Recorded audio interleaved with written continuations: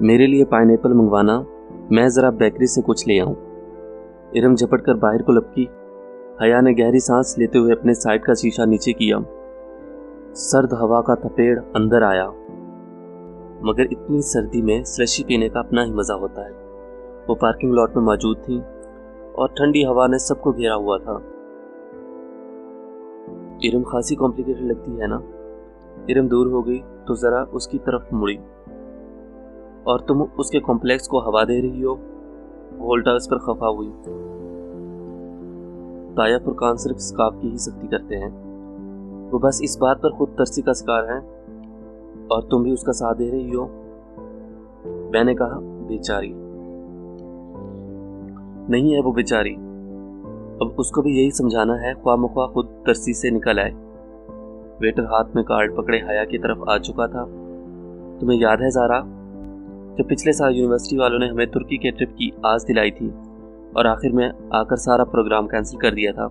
Order करके शीशा ऊपर चढ़ाकर वो याद करने लगी। मैं तो इतनी मायूस हो गई थी, सोचा भी ना था कभी जा सकूंगी। उसकी आवाज में इस झरने की खुशी दर आई थी। ज़ारा और वो LLB के 5वें साल में थी। उनके 7वें सेमेस्टर का दरमियान था जब यूरोपीय यूनियन के स्कॉलरशिप का ऐलान हुआ, जिसके तहत यूरोपिया और एशिया यूनिवर्सिटी के स्टूडेंट का तबादला होगा। जब दरख्वास्त देने की बारी आई तो उसकी तुर्की की स्पांजी यूनिवर्सिटी का फॉर्म सबसे आसान लगा। फिर एक हस्पानी यूनिवर्सिटी में भी साथ ही अप्लाई किया, भला आखिर स्पांजी ने उसका इंतखाब कर लिया था। 7वां सेमेस्टर पूरा करके उसको 5 माह के लिए तुर्की जाना था, जहां उसके मज़ामीन तो ना थे कि तुर्की का कानून पाकिस्तान के कानून से मुख्तलिफ था। 5 माह के लिए वो अपनी मर्जी से कोई भी मजमून पढ़ सकती थी। फिर पाकिस्तान वापस आकर 8वां सेमेस्टर शुरू करना था। कितना मज़ा आया हया, कोई रोमांटिक सा हैंडसम सा हमसफ़र तुम्हें मिल जाए तो तुम्हारा सफ़र कितना खूबसूरत हो जाए। हमसफ़र कोई नहीं मिलने वाला। पाकिस्तान से हम सिर्फ 2 लड़कियां स्पांजी जा रही हैं और फिर हम ठहरी वुमेन यूनिवर्सिटी में पढ़ने वाली हैं। वो खतीजा राना जो तुम्हारे साथ जा रही है, उससे कोई बात हुई? वेटर ने शीशा बजाया तो हया ने शीशा नीचे किया। नहीं, खतीजा राना को तो मैं जानती भी नहीं हूँ। उसने स्लैशे के गिलास पकड़े, सारा का गिलास उसको थमाया, इरम का डैशबोर्ड पर रखा। बेध्यानी में वो शीशा बंद करना भूल गई। उसके इल्म में ना रहा वाक़ियतन। ज़ारा का मोबाइल बजा। ज़ारा ने सिप लेते हुए फ़ोन कान से लगाया। हेलो अम्मा जी, क्या हुआ? आवाज़ ख़राब है, 1 मिनट। ज़ारा के फ़ोन पर सिग्नल ठीक नहीं आ रहे थे। वो स्लैशे का गिलास हाथ में पकड़े बाहर निकल गई। हया अपने गिलास से छोटे छोटे सिप लेते हुए विंडो स्क्रीन से बाहर ज़ारा को देखने लगी। अब वो दूर दरख्त के पास खड़ी बात कर रही थी। हेलो माय ब्यूटी, कोई एकदम से उसके बिल्कुल करीब आकर बोला था। वो डर कर उछली। जरा सा जूस भी उसके कपड़ों पर गिरा। खुली खिड़की पर एक खूबसूरत औरत झुकी हुई थी। मेकअप से भरा चेहरा, आई शैडो से चमकती आंखें, भड़कती हुई सुर्खी, बालों का जोड़ा और चमचम करते कपड़े। वो औरत नहीं थी बल्कि मर्द भी नहीं था। डरो नहीं सोनियो, मैं तुम्हारी दोस्त हूँ, डोली कहते हैं मुझे। हटो हटो जाओ। वो घबरा गई। ख्वाजा सरा के वजूद से सस्ते परफ्यूम की खुशबू उठ रही थी। उसे एक राहत सी आई।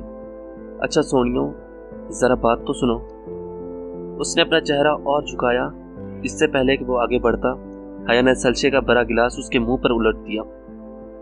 ठंडा था, बर्फ मुंह पर गिरी तो वो बिलबिलाकर पीछे हुआ। उसने फुर्ती से शीशा ऊपर कर लिया। सुनो जी। वो मुस्कुराकर चेहरा साफ करते हुए शीशा बजाने लगा। बंद शीशे की वजह से उसकी आवाज कम आ रही थी। अब वो कोई गाना गा रहा था। कपकपाते हाथ से उसने इग्निशन में चाबी घुमाई और गाड़ी वहां से निकाल लाई। गाड़ी बेकरी के दाखिली दरवाजे के सामने गाड़ी रोकी और पीछे मुड़कर देखा और दरख्तों के पास डोली नामी ख्वाजा सरा अभी तक वहीं खड़ा था। वो इसके पीछे नहीं आया था।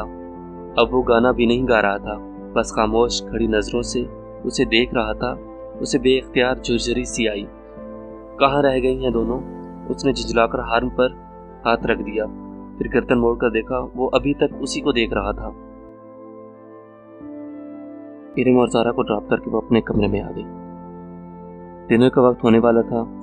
उसने कपड़े भी डिनर की मुनासबत से पहने थे, मगर जूस छलकने से ज़रा दाग पड़ गया था। उसने जल्दी से दुपट्टा धोकर इस्त्री किया। उसे रह रहकर वो ख्वाजा सरा याद आ रहा था। इस बिरादरी के लोग अक्सर पैसे मांगते थे, मगर ऐसी हरकत तो कभी किसी ने नहीं की थी। इस ख्वाजा सरा की निगाहें और उसके अंदाज उसको फिर से झरझरी आ गई। फिर जब वो अपनी तैयारी से मुतमईन होकर बाहर आई तो दरवाजे के बाहर पाँव किसी चीज़ से टकराया। वो चौंक गई। दरवाजे के साथ फर्श पर सफ़ेद अर्ध खिले गुलाबों का बुके पड़ा था, साथ में एक बंद लिफाफा भी था। वो दोनों चीज़ें उठाकर सीधी हुई। लिफाफा खोला जिस पर हया सलमान लिखा हुआ था। अंदर वो ही सफ़ेद बेसतर चकोर कागज़ था। उसके बस में उर्दू में लिखा था, उम्मीद करता हूँ आपका आज का डिनर अच्छा गुजरेगा। उसने लिफाफा पलट कर देखा। उस पर और कुछ नहीं लिखा था, बस लिफाफे पर गुज़िश्ता रोज़ की मोहर लगी थी। ये कौन था और क्यों उसे फूल भेज रहा था? वो खत और बुके कमरे में रखकर नए मामले से उलझती बाहर आ गई। ताया फुरकान के घर खूब चहल पहल थी। सब कजन्स लाउन में बैठे थे। एक तरफ खवातीन खुशगपियों में मसरूफ थीं, मर्द हजरात यकीनन ड्राइंग रूम में थे। उसके ख़ानदान में कजन्स की बेतकल्फ़ी को बुरी नज़र से नहीं देखा जाता था।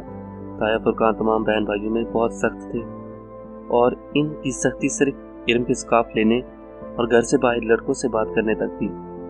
इरम और बाकी कजन्स भी घर के कजन्स के अलावा लड़कों से बात नहीं करती थी।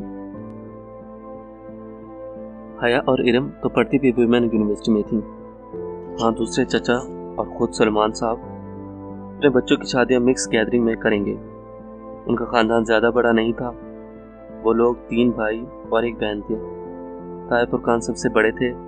दाऊद, फरख, इरम और समी उनके बच्चे थे। फरख मेडिकल कर चुका था और आजकल पॉलीक्लिनिक में हाउस जॉब कर रहा था, और हया से 3 साल बड़ा था और समी फरख से साल भर छोटा था और MBA करके अपनी जॉब कर रहा था। सबसे बड़े दाऊद की शादी हो रही थी। फुरकान साहब के बाद सलमान थे। उनकी एक बेटी हया और बेटा रुहेल था। रुहेल पढ़ाई के सिलसिले में अमेरिका में होता था। फिर जाहिद चचा थे। उनकी बड़ी 2 जुड़वा बेटियां महविश और सहरिश थीं। फिर बेटा रज़ा इंजीनियर था। सबसे छोटी बेटी सना A लेवल कर रही थी। उस वक्त रुहेल के अलावा जो कि अमेरिका में था और दाऊद के जो ड्राइंग रूम में था, बाकी सब कजन्स लाउंज में बैठे थे।